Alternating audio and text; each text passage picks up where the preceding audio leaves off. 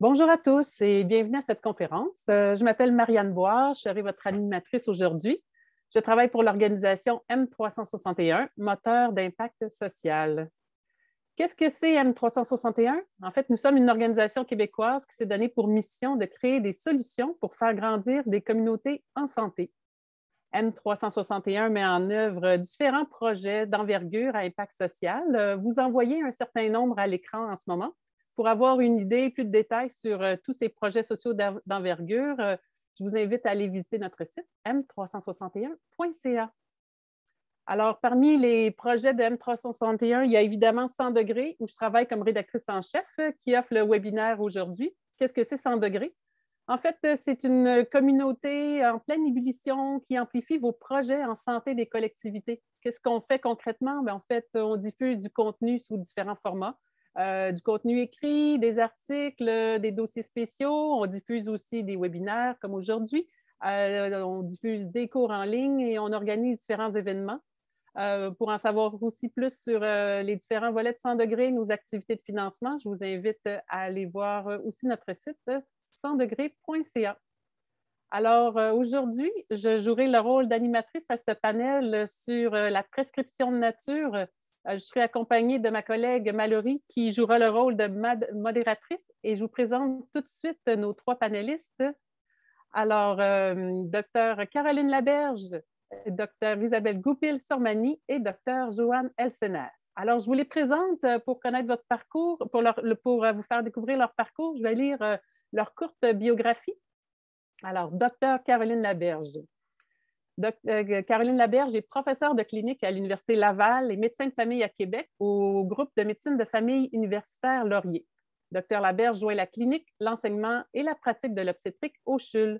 Présidente du Collège québécois des médecins de famille de 2019 jusqu'à la semaine dernière, où elle y demeure encore engagée, elle s'intéresse notamment à la question du surdiagnostic et des enjeux environnementaux sur la santé.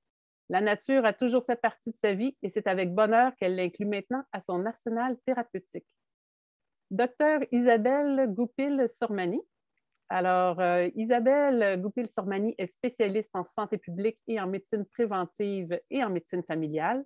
Elle agit à titre de médecin conseil en évaluation et en soutien à la gestion des risques liés à la qualité de l'air et à l'Institut national de santé publique du Québec. Experte des inégalités socio-environnementales, elle est aussi professeure à la faculté de médecine de l'Université Laval. Bonjour Isabelle. Et bonjour Caroline, que je n'ai pas donné l'occasion de saluer il y a quelques instants. Et Dr Joanne Elsener, médecin vétérinaire de formation. Joanne Elsener assure allier de multiples partenaires autour de Sa Marche Doc, une initiative élaborée avec des ressources professionnelles de la santé qui vise à sensibiliser les gens et les décideurs quant aux bénéfices d'un aménagement urbain orienté vers la prévention. En plus de la coordination d'une centaine de marches éducatives, Joanne Elsener a été l'idéatrice de la chronique radiophonique Sa Marche Doc à l'émission Première Heure de Radio-Canada, ainsi que des séries télévisées Sa Marche Doc et Ma ville au rayon X. Joanne a poursuivi la mission de reverdissement urbain de Sa Marche Doc en confondant santé et urbanité.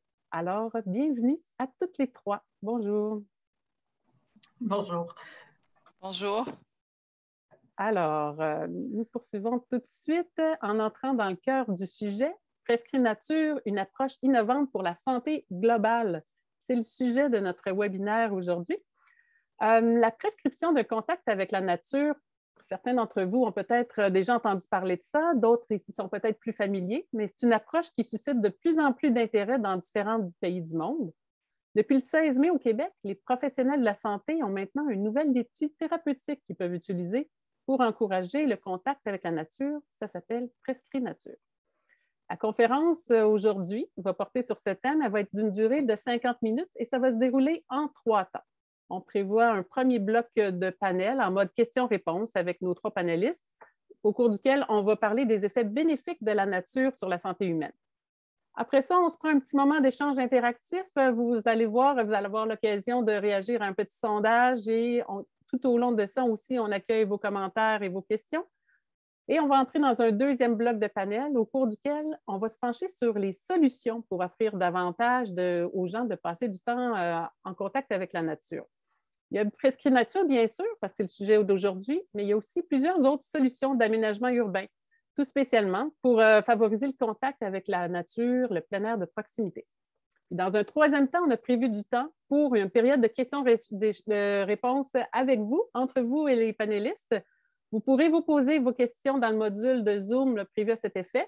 Mais tout au long, n'hésitez pas à envoyer vos commentaires, vos coups de cœur et on va prendre connaissance de ça. Mallory sera en charge de faire le suivi là, de tout ça et elle pourra nous aider pendant la période de questions-réponses. Alors, avant d'entrer dans le vif du sujet, 2 éléments importants. La conférence aujourd'hui est enregistrée et elle va être disponible pour visionnement différé. Vous allez la recevoir par courriel après l'enregistrement dans les heures suivantes. Et en même temps, on va vous envoyer le document visuel de présentation. Vous verrez qu'à la fin, il y aura des liens pour ceux qui souhaitent en savoir plus. Donc, on entre tout de suite dans le premier bloc du panel sur la nature et la santé humaine. Donc, Joanne Elsener, vous avez un parcours particulier. Vous êtes médecin vétérinaire de formation. Vous avez développé un intérêt personnel pour les liens entre la santé et l'aménagement urbain. Puis, vous avez initié plusieurs projets pour sensibiliser les dirigeants et la population à l'importance de verdir davantage nos milieux de vie, avec sa marge doc, on l'a mentionné plus tôt, et santé urbanité. Pour commencer, Joanne, j'aimerais savoir pourquoi est-ce que la santé environnementale vous tient autant à cœur? Bien, écoutez, comme vous le voyez, je suis arrivée un peu par la bande, en fait, où un jour, il y a une quinzaine d'années, j'ai assisté à une conférence d'un expert du GIEC sur les changements climatiques qui nous annonçait à peu près la fin du monde. Et tout de suite après, c'était une conférence qui était aux Nations Unies à Genève, et tout de suite après, il y avait le président de l'Ordre des architectes qui présentait des solutions urbanistiques pour lutter contre les changements climatiques et ça m'avait vraiment beaucoup impressionné. Et quand je suis revenue, j'ai décidé de m'impliquer vraiment dans le verdissement de nos villes. Et à un moment donné, j'ai fait une rencontre décisive. J'ai été invitée par l'Université Laval à faire une présentation. Et tout de suite après moi, il y avait le Dr Pierre Gosselin de l'Institut national de santé publique qui a présenté les bénéfices de la nature sur la santé. J'ai vraiment été époustouflée par tout ce qu'il a présenté. Puis ça m'a rejointe, je pense, parce qu'en partie, comme vous l'avez vu, j'ai une formation médicale et avec Pierre Gosselin, on a cheminé dans différents projets. Donc, Ça marche doc, vous en avez entendu parler, Ma ville au rayon X, Santé Urbanité. Et pour informer la population, sensibiliser les acteurs, les décideurs.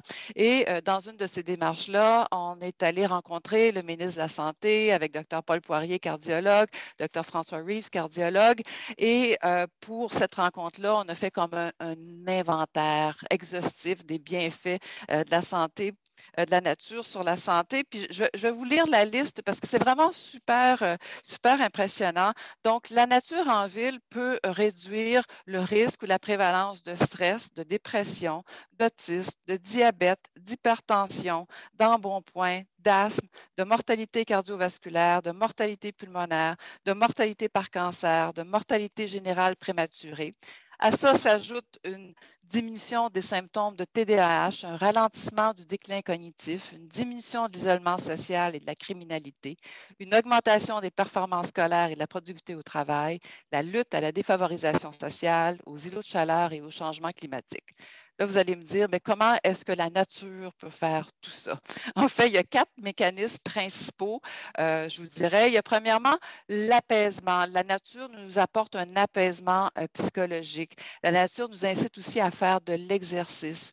Les arbres captent les polluants atmosphériques et finalement, la nature en ville permet de lutter contre les îlots de chaleur. Et ça se traduit sur des paramètres individuels, physiologiques qui ont été mesurés, qui ont été démontrés, c'est-à-dire que quand un être humain est exposé, puis on parle d'une courte exposition, là, on parle d'une quinzaine de minutes généralement à la nature, à un contact avec la nature, on observe une baisse de la tension artérielle, du rythme cardiaque, du cortisol à la fois dans la salive, donc une baisse à court terme, mais aussi dans les cheveux, une baisse à long terme, un meilleur contrôle des glycémies et une meilleure réponse à la dopamine, là, qui est un indicateur de plaisir. Du côté des paramètres psychologiques, diminue les émotions, les sentiments d'anxiété, dépression et d'autres émotions négatives. Ça diminue le comportement hyperactif chez les enfants. Ça prévient le déclin cognitif, comme on a dit tout à l'heure. Et il y a même aussi certaines études qui rapportent des bénéfices anatomiques ou des changements anatomiques. C'est sûr que ce sont des études qui émergent, qui ont besoin d'être répété, mais je regardais ce matin une étude qui a été faite chez des enfants du primaire. Ils ont mesuré le volume de certaines zones de leur matière grise, de leur matière blanche, et ils ont comparé les enfants qui vivent dans un milieu où il y a beaucoup de nature versus des enfants qui vivent dans un milieu qui est dépourvu de nature. Et le résultat conclut que la différence dans les volumes de ces différentes régions-là prédisait une meilleure mémoire de travail et une réduction de l'inattention. Puis je vais terminer sur un autre paramètre qui est extrêmement important à tenir en compte, c'est le degré de connectivité. C'est-à-dire que déjà, de regarder la nature par une fenêtre, par exemple, ça a un bénéfice sur les paramètres physiologiques et psychologiques dont je vous ai parlé. Mais si on est capable d'avoir une plus grande interaction avec la nature, ça augmente ces bénéfices-là. C'est-à-dire que si on est dans la nature, à ça s'ajoute, si vous voulez, le bruit des oiseaux, le bruit des feuilles, l'odeur de la forêt, l'odeur des fleurs, aussi le sens tactile, si on peut toucher à la nature, si on peut jardiner. Tout ça, ça augmente les effets. Plus la connectivité avec la nature est grande, plus ça augmente les bénéfices de la nature. Alors, voilà, C'est j'espère que je vous ai impressionnant, dressé c'est un grand impressionnant. et que vous êtes aussi, c'est ça, aussi impressionné que moi là, de tous ces C'est bénéfices-là. c'est très impressionnant, ce large éventail d'effets bénéfiques sur la nature. Isabelle, Isabelle Goupil-Sormani, vous êtes spécialiste de santé publique et de médecine familiale.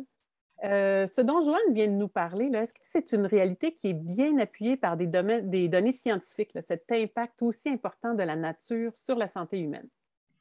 Je dirais de plus en plus. Toujours, il y a des zones d'intersection entre la nature, l'activité physique, la marche, la connectivité, le développement des communautés, parce que souvent, il y a des rapprochements. Donc, la chaîne causale n'est pas nécessairement claire, mais on se rend compte que peu importe la chaîne causale, peu importe le chemin qu'on prend, il y a un bénéfice à être dans la nature. Donc, dans le fond, les scientifiques aiment comprendre, aiment avoir une explication, voilà, de l'explication à la théorie. Pour ce qui est des éléments causal, comment, pourquoi, de quelle façon la nature agit sur la santé. On a encore beaucoup de travaux à faire, mais ça ne change pas la finalité. Est-ce que c'est parce qu'on a marché ou est-ce que c'est parce qu'on a touché à l'arbre? Tu sais, je veux dire, je pense que ça ne change pas le message fondamental qui est de dire que la nature, elle est bonne pour la santé. Puis ça, c'est un beau changement depuis des temps immémoriaux, mais tu sais, auparavant, la nature était vue comme un espace hostile. Hein? Les pluies diluviennes, le froid, la chaleur, on se protégeait de la nature et on a eu un grand développement, un essor. Puis là, on se rend compte que non, il y a un équilibre à trouver, il y a un nouveau rapport à la nature qu'on doit développer parce qu'elle n'est pas que néfaste. Pire que ça, ce qu'on constate, c'est que ce qu'on a fait pour contrôler les aléas climatiques, par exemple, ben, ça a des effets pervers. Donc, on les a très, très bien documentés. Ça, on a déjà plus de 60 ans pour documenter comment c'est la façon qu'on a dompté la nature, c'était peut-être pas la bonne approche et qu'elle est probablement beaucoup plus dangereuse pour notre santé que le simple fait de vivre avec la nature. C'est extrêmement intéressant, puis on va avoir l'occasion d'y revenir encore plus loin dans le webinaire. On va passer à une question avec Dr. Caroline Laberge. Donc, Caroline, vous êtes médecin de famille, donc vous êtes aux premières loges pour pouvoir témoigner de cet effet thérapeutique de la nature sur la santé. Vos patients au quotidien, est-ce qu'ils vous rapportent avoir souvent l'occasion de passer du temps en nature? Puis, de manière générale, est-ce que la nature leur fait vraiment autant de bien que ce que suggère la recherche scientifique, comme vient de parler Isabelle? Bien, en fait, ma clientèle a malheureusement des vies très occupées. Hein. Je pense que comme la majorité de la société, les gens sont très, très occupés. Métro, boulot, dodo, le travail, les enfants, la petite famille, les obligations à gauche, à droite. La fin de semaine, on fait l'épicerie, le Costco, le magasinage. Puis Je remarque de plus en plus, j'ai commencé à diagnostiquer des syndromes de déficit nature au cours des dernières années, peut-être amplifié aussi avec la pandémie. Des fois, les gens ont moins eu tendance à sortir. On a pris certains isolements pour un repli sur soi, mais des fois un repli plus à l'intérieur aussi. Donc, on voit beaucoup, beaucoup d'enjeux de santé mentale, entre autres exacerbés par la pandémie aussi, mais de l'épuisement, de l'anxiété, un sentiment de jamais en venir à bout. Puis, en discutant avec mes patients, ce que je me rends compte, c'est que il y a probablement une composante de ça qui est une certaine déconnexion à la nature. Il y a aussi un manque d'activité physique, beaucoup, beaucoup de temps d'écran, autant pour le travail que pour les loisirs. Fait que le fait de recommencer à mettre de la nature au quotidien ou à mettre un peu de plein air dans leur vie, ça change vraiment quelque chose. J'ai commencé à en parler, moi, j'avais entendu parler de l'initiative PARX, là, dont s'est inspiré Prescrit Nature, lors d'un forum à Vancouver en 2019. Donc, j'avais rencontré dans une formation Dr. Mélissa Lem qui commençait à en parler à ce moment-là. Et elle nous avait donné une formation sur comment faire pour prescrire de la nature à nos patients. Donc, d'explorer un peu avec eux dans leur voisinage, qu'est-ce qu'il y a comme nature de proximité en fonction de leur code postal, d'aller regarder les différents espaces verts autour de chez eux, assez proches. Et puis de voir selon les intérêts de la personne aussi. Est-ce que c'est quelqu'un qui aime bien jardiner, qui aime bien aller à la pêche ou qu'est-ce qu'on peut faire comme reconnexion graduelle?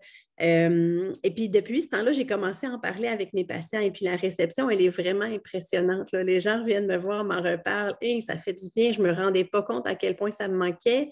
Puis ça ne veut pas dire qu'il faut s'équiper en camping de la tête aux pieds, là. On peut faire ça avec très peu de moyens, aller s'asseoir dans un banc au parc, sur le bord de la rivière Saint-Charles ici à Québec. Il y a des points de vue magnifiques. Il y a plein de nature de proximité qui est très accessible, puis qui est faisable de caser dans un horaire de vie occupé, là, puis qui fait énormément de bien. Et dans votre milieu professionnel, autour de vous, est-ce que vous constatez que les professionnels de la santé, de manière générale, sont conscients de l'ampleur de ces bénéfices-là sur la santé humaine? Mais je pense qu'on commence à en parler de plus en plus. Là, avec le lancement de Prescrit Nature, on a eu l'appui de plus de 20 associations professionnelles du domaine de la santé, autant le Collège des médecins, le Collège des médecins de famille du Canada, l'Ordre des infirmières, l'Ordre des inhalothérapeutes, des sages-femmes, les physiothérapeutes, les kinésithérapeutes. Il y en a eu, je ne peux pas toutes les nommer, là, on a une diapositive pleine de tous nos partenaires. Donc, les gens commencent à en entendre davantage parler. Joanne Lamontre, merci. En fait, on se rend compte que ça suscite un engouement. C'est aussi quelque chose qui a commencé à être discuté dans les médias, même traditionnels, dans la presse, dans le soleil. Au cours de la pandémie, on s'est rendu compte que ça faisait du bien de pouvoir aller au parc. Puis on avait le droit d'aller au parc avec notre bulle familiale. Donc, ça a commencé à être discuté davantage, je trouve, dans les 2 dernières années. Puis ça trouve vraiment un écho. Puis pas plus tard que cette semaine, mardi après-midi, je présentais à mes collègues du GMFU sur différents outils pour la résilience, puis je leur ai parlé de prescription de nature et du site web. Puis déjà hier, il y a 2 de mes collègues qui m'ont réécrit, qui en ont parlé à leurs patients, puis que ça a vraiment trouvé une belle réception. Fait que je pense que plus on en parle, plus on va diffuser la bonne nouvelle. Puis, il faut que ce soit bien clair aussi, là, c'est aucunement une prescription médicale exclusive, là. Tout le monde est invité à en parler avec son entourage. Tous les professionnels de la santé, mais tout le monde dans la vie en général devrait passer davantage de temps en nature puis répandre la bonne nouvelle. Là, on veut que ça fasse des petits, ce processus-là. C'est vraiment très enthousiasmant là, de voir qu'il y a un tel accueil là, à Prescrit Nature et on va en parler dans quelques minutes, de voir de manière plus concrète comment ça peut être intégré par les professionnels de la santé. Mais ce contact-là des citoyens avec la nature, là, ce sont quand même des enjeux qui préoccupent les professionnels de la santé ou les autorités de santé publique, non seulement au Québec ou au Canada, mais aussi ailleurs dans le monde. Il y a plusieurs pays du monde qui travaillent là-dessus. Et d'ailleurs, à cet effet-là, il y a l'Organisation mondiale de la santé qui a déjà émis une recommandation à cet effet.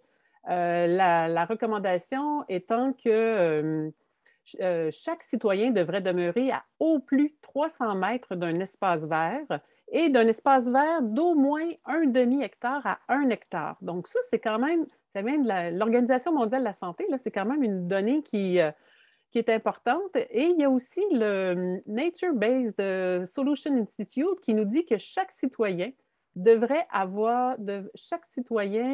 vivre dans une ville où tous les quartiers ont une canopée d'au moins 30 et devrait avoir au moins 3 arbres à portée de vue.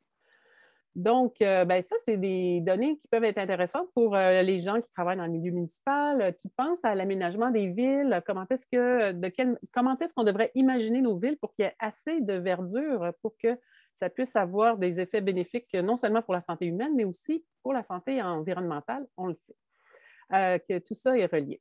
Donc, avant de passer au deuxième bloc dans lequel on va vous parler des solutions concrètes pour faciliter l'accès des citoyens à la nature, on vous invite à répondre à un petit sondage. C'est ma collègue Mallory qui va vous le partager à l'écran dans un instant. Vous allez pouvoir y répondre directement par clavardage.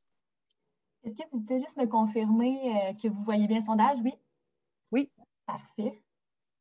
Puis peut-être pendant ce temps-là, on a une question peut-être qui peut être répondue rapidement là, dans le clavardage.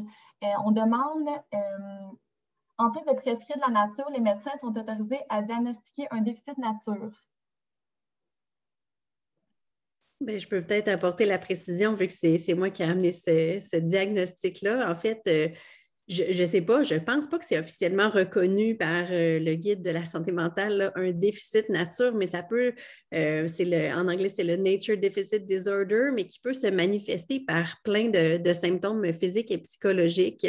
Donc, c'est plus un peu comme je pourrais vous dire, je trouve que vous manquez d'exercice physique ou je constate telle chose.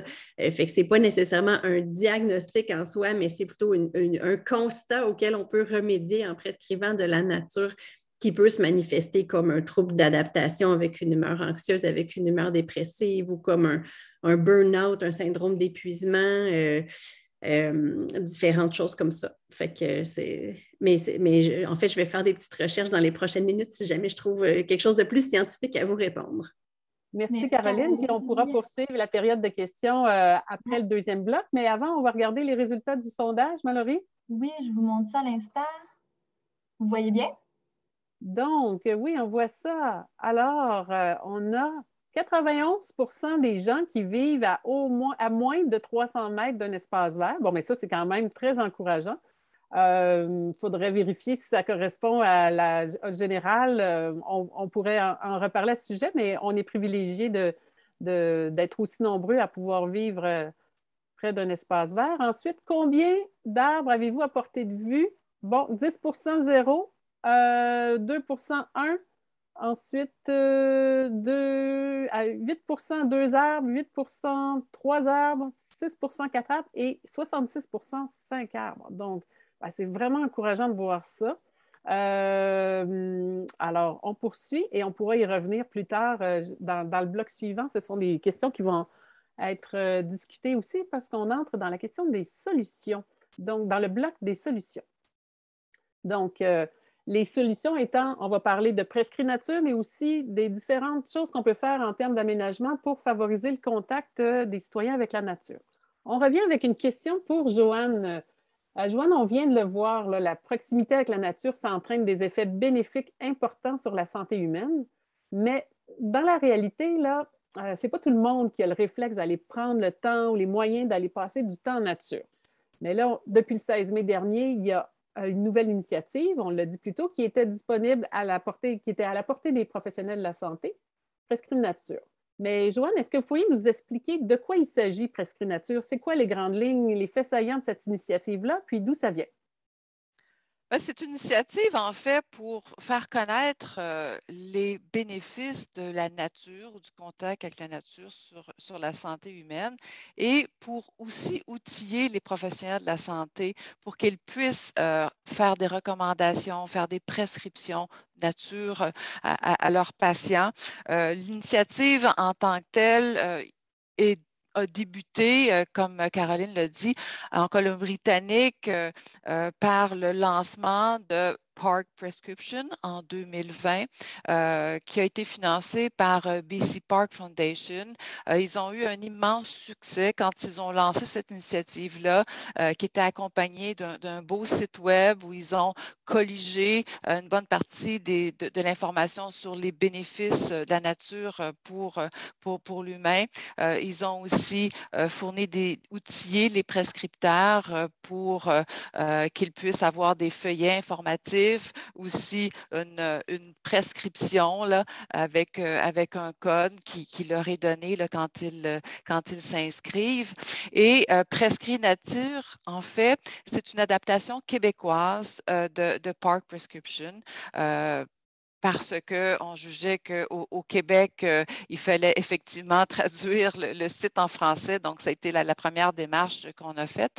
Et on a aussi voulu l'adapter à notre réalité, c'est-à-dire mettre en évidence la nécessité d'avoir la nature à proximité des citoyens parce qu'on recommande un contact quotidien avec la nature et puis pour que les gens puissent avoir ce contact-là, c'est beaucoup plus facile si c'est près d'eux. Et c'est pour ça que l'Organisation mondiale de la santé, en fait, recommande que chaque citoyen vive à au plus 300 mètres d'un espace vert parce que c'est comme ça qu'on est capable de favoriser ce contact quotidien-là avec la nature. Donc, on a adapté le site Park Prescription en français pour Prescrit Nature. On a traduit tous les outils et on a lancé ce projet-là, comme vous l'avez dit, le 16 mai, là, avec un succès fou, je dirais. Je pense que ça a été, il y avait un terreau fertile là, qui attendait ce projet-là et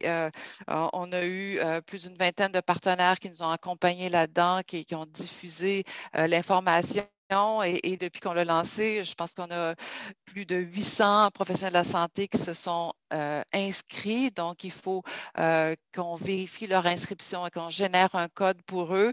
Ce succès-là a un peu comme débordé nos ressources. Là. Donc, on accuse un certain retard là, dans l'émission de ces codes-là, là, mais ça a été fantastique de ce point de vue-là.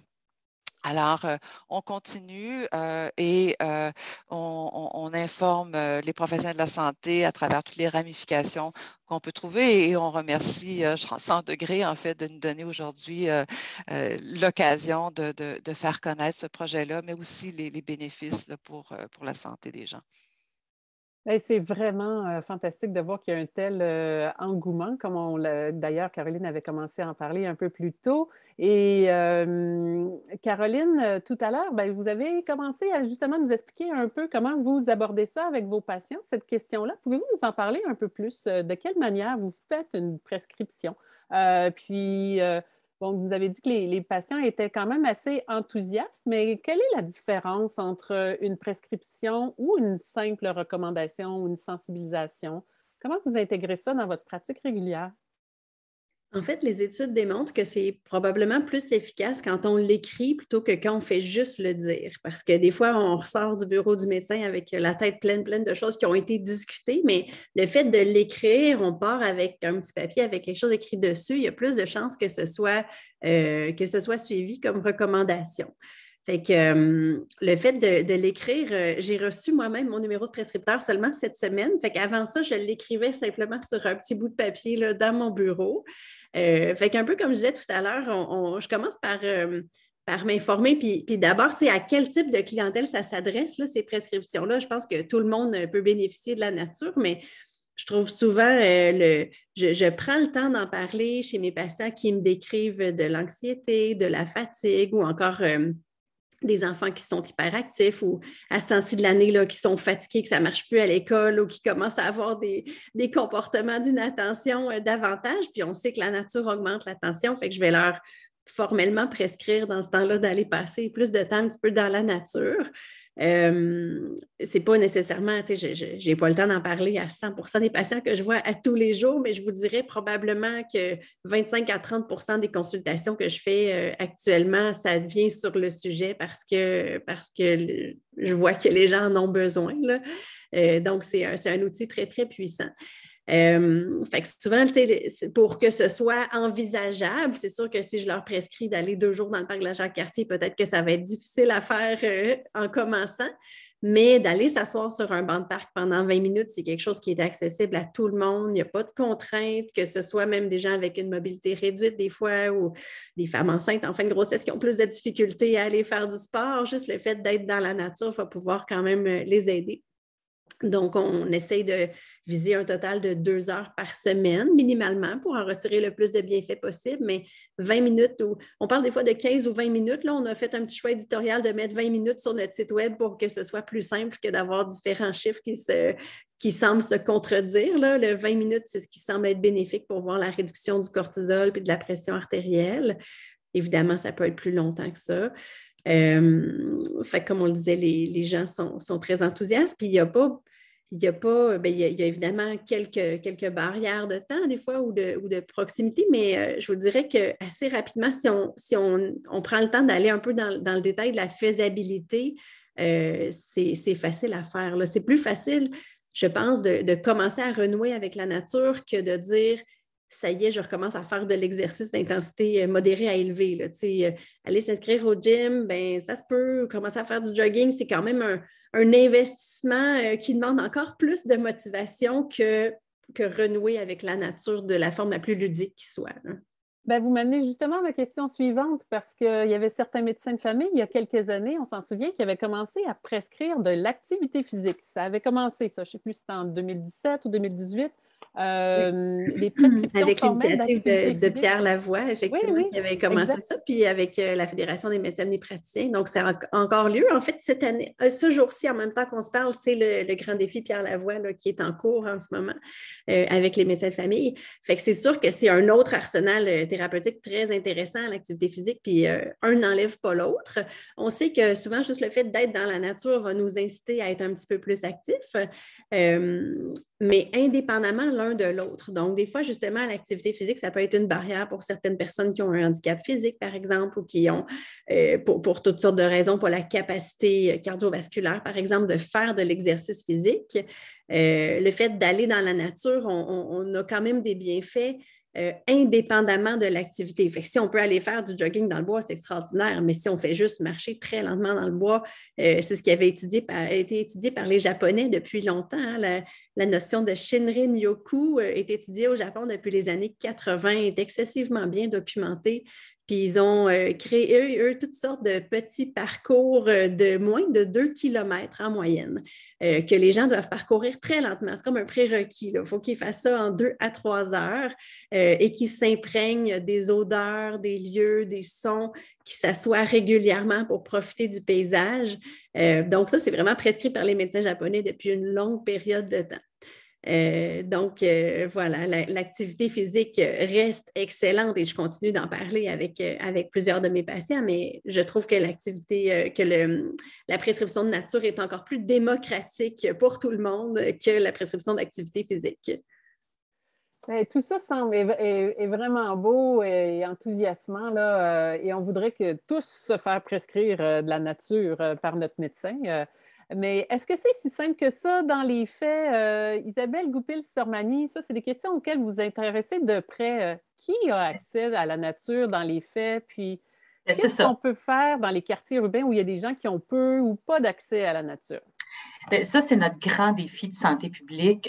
En fait, la nature, elle n'est pas répartie également entre les groupes sociaux.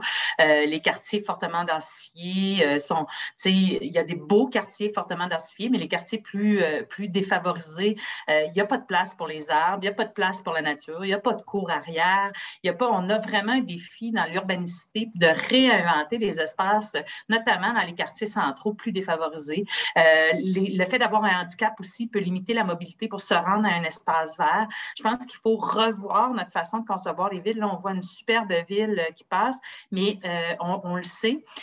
Puis le problème, c'est que ceux qui en auraient le plus de besoin sont en général ceux qui ont le moins accès. Donc, dans le fond, on accroît les inégalités bien involontairement là, parce que puis il y a des enjeux aussi de gentrification. Je ne veux pas aller trop dans le débat de la gentrification, mais les espaces verts sont très, très attractifs pour des populations plus favorisées. Fait qu'on tasse les populations moins riches, moins nantis, dans des milieux encore plus désertiques en termes de nature. Il y a des solutions. Tu sais, la nature, on la définit souvent, les grands espaces verts, comme on voit les belles photos depuis tantôt. Mais la nature, ça peut être les jardins collectifs, ça peut être les boîtes. Maintenant, on voit ça dans plusieurs quartiers là, au Québec, là, mais des boîtes où on fait de l'agriculture urbaine, des petites boîtes sur rue. C'est créer, là, on voit des ruelles vertes, mais c'est de créer des espaces accessibles pour ceux qui en ont le plus de besoin, notamment dans les quartiers défavorisés. On a des approches de plus en plus communautaires, mais il faut redonner cet accès-là à petite échelle. Des fois, c'est pas nécessairement, il ne faut pas nécessairement casser le bitume. Je pense qu'on se le souhaite. On a une dépendance à l'automobile qui est catastrophique, mais on peut créer des activités vertes dans des milieux défavorisés. Puis ça, il faut que ce soit notre priorité. Il faut se poser aussi la question de l'accessibilité physique au lieu. Quand on a un handicap, c'est pas tous nos milieux qui sont adaptés pour les personnes en chaise roulante. Donc là aussi, puis c'est pas tous nos milieux qui sont facilement accessibles, même dans les villes. Donc on a à travailler ce qu'on appelle l'accessibilité universelle. Puis ça, c'est ça qu'on doit faire parce que quand on va les prescrire, ceux qui sont les plus à même d'adhérer à la prescription nature, c'est ceux qui vont déjà en nature, qui sont déjà... Et donc, il faut éviter d'agrandir les écarts. On veut que tout le monde aille dans la nature, mais il faut vraiment viser ceux pour qui il va y avoir le plus de bénéfices, puis c'est souvent ceux qui sont au bas de l'échelle sociale ou dans des quartiers plus vulnérables. C'est des points extrêmement importants, puis on sait que les décideurs municipaux, il y en a de plus en plus qui commencent à être sensibilisés à ces questions-là, mais on voudrait que ça devienne vraiment une norme là, et un réflexe là, de penser à l'accessibilité universelle aux espaces verts. Joanne, qu'est-ce qui peut se faire d'autre en matière d'aménagement urbain ou de politique publique pour encourager davantage le contact avec la nature ou le plein air de proximité? Il y a plein de choses qui peuvent se faire au niveau municipal. Premièrement, je pense que les municipalités devraient se fixer des objectifs pour apporter la nature en ville. Et il y en a 4 principaux, en fait, objectifs. On a déjà mentionné quelques-uns, mais premièrement, de viser une canopée d'au moins 40 %. Donc, une canopée idéale d'au moins 40 %. On peut prendre l'exemple de la ville de Toronto qui s'est fixé cet objectif-là. Premièrement, d'augmenter le pourcentage d'espaces verts dans le territoire urbanisé. Donc, de viser un objectif de pourcentage du territoire urbanisé qui est sous forme d'espaces verts ou de milieux naturels. Si on regarde la ville de Vienne en Autriche, par exemple, 45 % du territoire urbanisé est en espace vert. Là. Donc, on voit que c'est possible de le faire quand on a l'objectif puis la volonté. Ensuite, de se fixer l'objectif que chaque citoyen soit à au plus 300 mètres d'un espace vert. Vancouver s'était fixé cet objectif-là de 95 % de ses citoyens. Ils sont présentement à 92,7 %. Donc, c'est tout près de nous et on voit que c'est possible de le faire dans un contexte canadien. Finalement, c'est de connecter ces espaces verts-là ensemble parce qu'on sait que plus ils sont connectés, plus ça fait des milieux qui se répartissent comme une trame dans la ville et ça permet de rétablir une justice environnementale. On peut penser par exemple à la promenade linéaire du parc de la rivière Saint-Charles à Québec qui traverse plusieurs quartiers, dont des quartiers défavorisés et qui apportent là, cette présence de nature-là à ces gens qui sont en défavorisation sociale ou économique.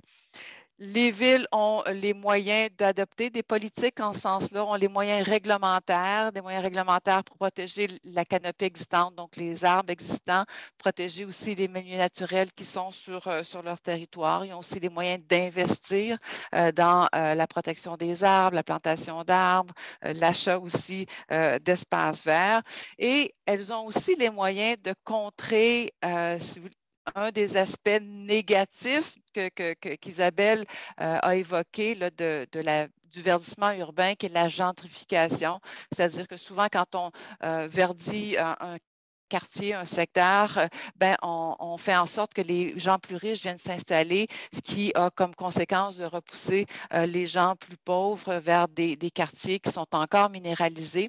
Les villes peuvent adopter des politiques concernant les logements sociaux, c'est-à-dire d'obliger les promoteurs à avoir un pourcentage de logements sociaux dans leur construction d'édifices. Par exemple, à Montréal, environ, on demande aux promoteurs d'avoir 10 de logements sociaux à partir d'un certain nombre de logements là, pour permettre à ces gens-là de rester dans les villes. Et évidemment, on aurait besoin d'un meilleur financement de logements sociaux au Québec. Il y a d'autres pays qui ont des leviers pour financer le logement social, encore là, qui reposent sur l'aménagement urbain, où ils vont capter une plus-value de la valeur foncière lors d'un changement de zonage, c'est-à-dire que quand on a une terre agricole qui vaut 1 million de dollars, qui est achetée par un promoteur et qui a un changement de zonage pour du résidentiel et que soudain, elle vaut 100 millions de dollars, mais ça ne va pas dans les poches du promoteur. Le 99 millions de dollars de plus-value va dans les coffres de la ville là, pour financer le logement social, et ça se fait dans des pays comme l'Italie ou la Suisse. Et puis finalement, bien, il y a toute la question d'attractivité, donc de connecter nos espaces verts pour augmenter la biodiversité. La biodiversité, ça attire l'humain. Si on a juste du gazon, ce n'est pas aussi attrayant que si on a plusieurs espèces d'arbres, des plates-bandes, des oiseaux qui viennent, des étangs avec des canards. Il y a tout l'aspect confort, donc d'avoir du mobilier urbain pour que les gens puissent s'asseoir s'ils ont des problèmes au niveau physique, que les toilettes soient présentes, qu'elles soient ouvertes l'hiver.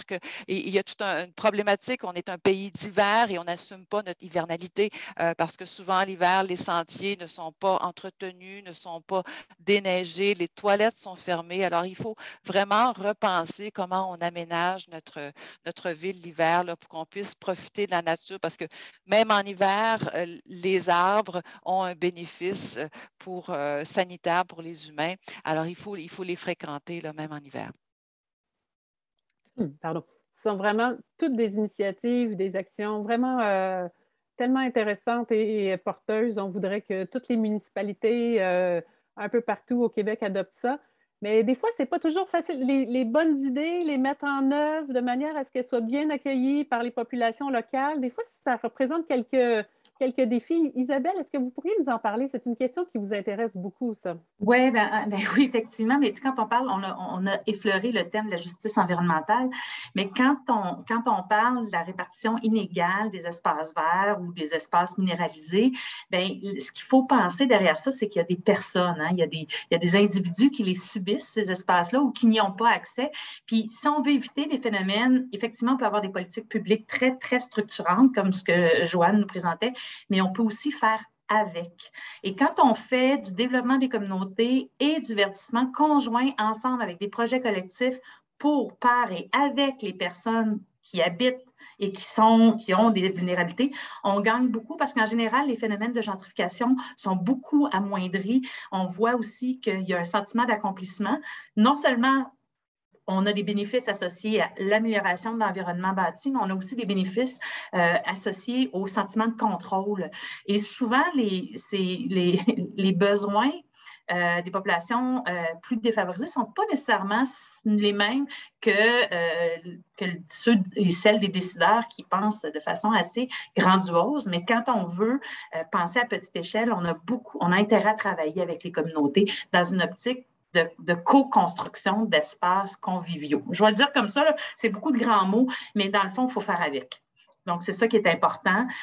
Puis, les municipalités ont aussi un rôle de mobiliser leur population. Là, souvent, ils consultent, ils font un sondage, mais je pense qu'on peut travailler en collaboration avec les gens qui sont concernés. C'est-à-dire, c'est leur habitat. On va parler de façon écologique, mais c'est leur milieu. Donc, ça, on peut structurer beaucoup l'action là-dessus.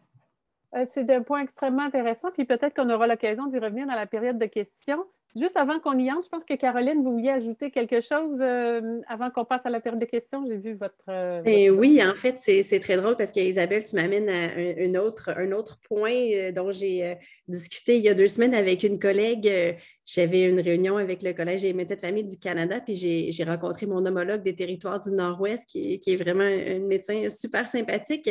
Puis je lui parlais de Prescrit Nature, évidemment, et puis elle me disait qu'elle avait essayé d'amener PRX au territoire du Nord-Ouest et que ça avait reçu un appui très fâchés de la part des communautés autochtones parce qu'ils disent, ben voyons donc, c'est pas vrai que les médecins vont se mettre à nous prescrire d'aller dans la nature. On le sait, nous, le bienfait du territoire sur notre santé. Fait que finalement, elle avait abandonné le projet, puis c'était il y a à peu près 1 an et demi de ça. Fait que je trouvais ça va tout à fait avec ce que tu dis, Isabelle, c'est qu'en fait, l'idée d'impliquer les acteurs locaux, que ce soit les Autochtones, autant chez nous que chez eux, mais de réapproprier le pouvoir ancestral que souvent les communautés autochtones savent déjà que la nature leur fait comme bienfait, et de travailler autant dans les différents quartiers défavorisés ou dans les différentes communautés, de travailler avec les gens sur place pour pas que ça vienne comme d'en haut, le docteur me dit d'aller faire ça, là, ou mon professionnel de la santé me dit de faire ça. Puis ça répond peut-être, je ne sais pas, Marianne, si tu me permets d'enchaîner un petit peu avec une question qui est revenue dans le chat à 2 ou 3 reprises. Le concept de prescription de nature, ce qu'on souhaite en faire, là, ce que le collectif Prescrit Nature souhaite en faire, c'est vraiment de créer un mouvement de société. Là. Puis on ne veut pas du tout que ce soit l'apanage des professionnels de la santé de prescrire de la nature seulement. Il y avait, je pense, des gens qui travaillent dans une école, des intervenants communautaires. C'est extraordinaire, puis c'est ça qu'on voudrait qu'il arrive avec ce phénomène-là. On veut que tout le monde en parle, que ce soit sur toutes les lèvres, qu'il y ait des différents projets qui se mettent en place dans les écoles, dans les organismes communautaires, il y a plein de projets en santé mentale. On est témoins. Des fois, il y a des gens qui nous écrivent là, pour participer à différents projets. Je suis au courant, entre autres, de projets avec le Grand Chemin, qui est un organisme communautaire pour des jeunes avec des dépendances ou des toxicomanies. Il y a plein de choses comme ça qui existent déjà, les interventions par la nature et l'aventure. Fait qu'il faut que ça continue. Notre objectif, ce serait vraiment que les gens soient conscients de tous les bienfaits que la nature peut apporter aux êtres humains, autant sur la santé physique que psychologique, et puis que tout le monde en parle, et puis que oui, dans les écoles, il se développe des choses spécifiques, puis on n'a pas besoin nécessairement d'avoir un numéro de prescripteur pour pouvoir en parler de ça, puis pour pouvoir faire des suggestions à notre entourage, à nous-mêmes, d'aller dans la nature.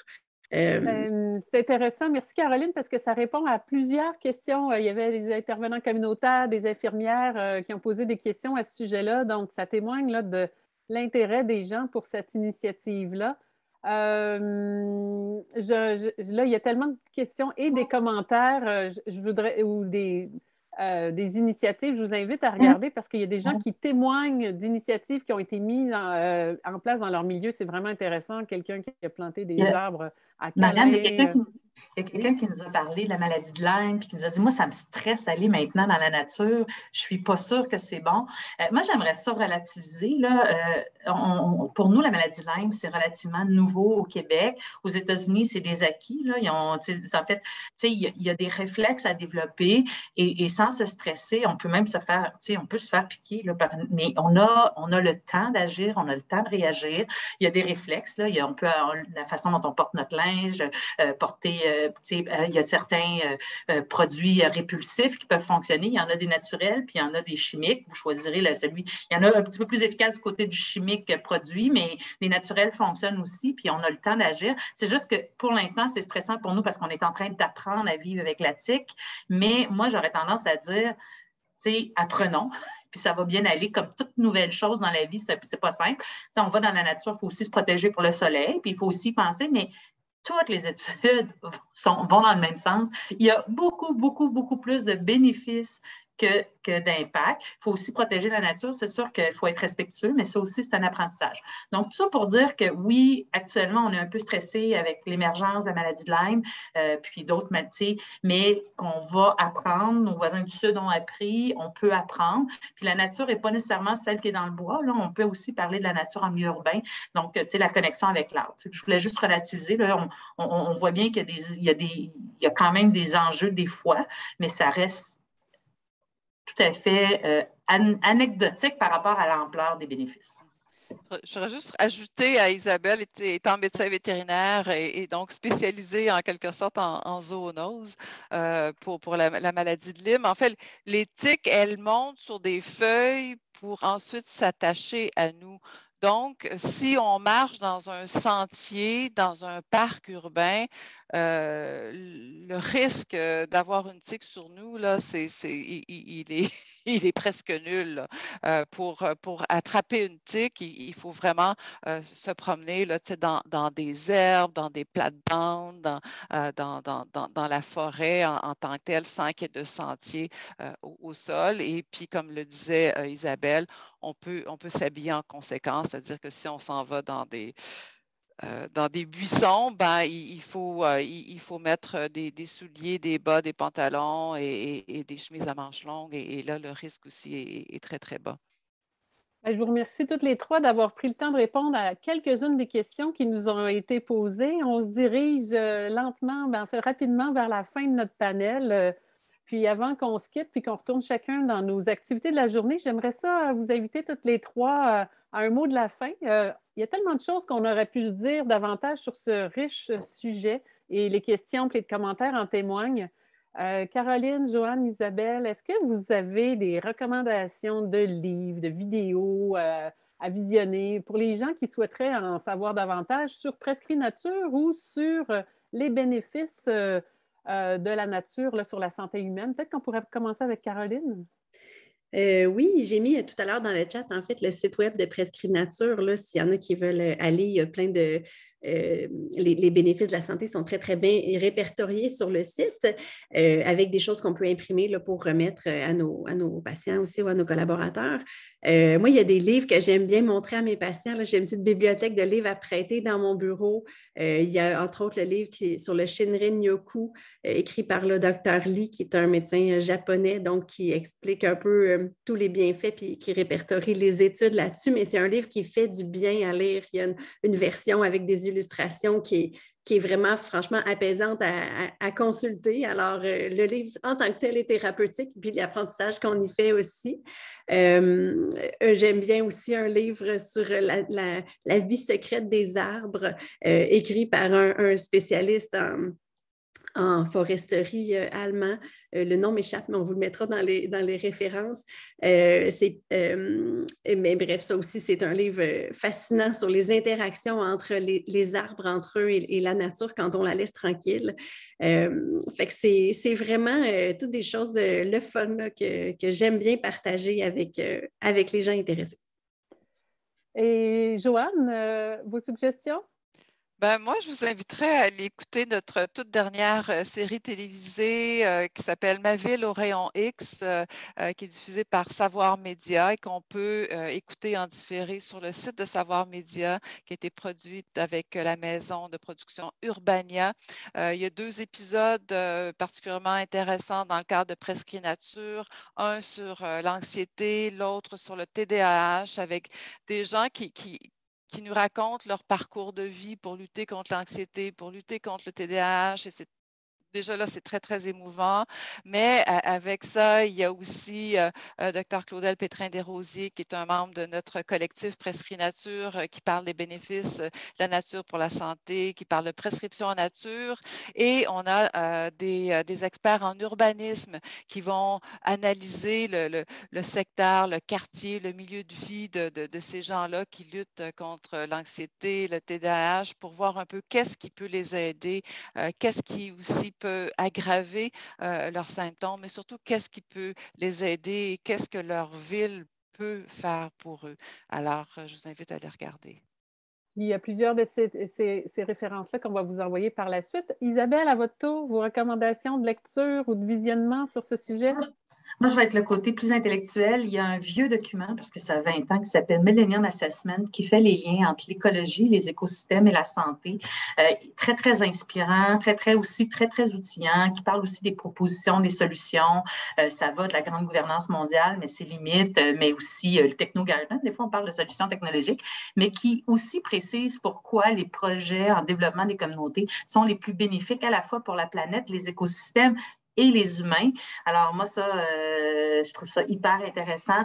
C'est un petit peu plus intellectuel. On a aussi Mon climat, ma santé en lien avec la santé et les changements climatiques. Puis là, vous allez trouver toutes sortes de solutions en matière de verdissement et de développement des communautés. Puis finalement, The Anthropocene Project, qui est une référence qui documente toutes les initiatives qui visent à à diminuer ou à amoindrir l'impact de l'humain sur la géophysique de la planète, mais qui est très intéressant avec plein de belles initiatives. Donc, c'est inspirant. Je suis plus du côté intellectuel, mais je pense que ça vaut la peine. Puis sinon, les sites cités par mes collègues sont tellement excellents que je peux juste vous recommander, dont 100 degrés. Là. Je ne passerai pas à côté quand même de ceux qui nous accueillent aujourd'hui. C'est aussi plein de belles ressources hyper intéressantes.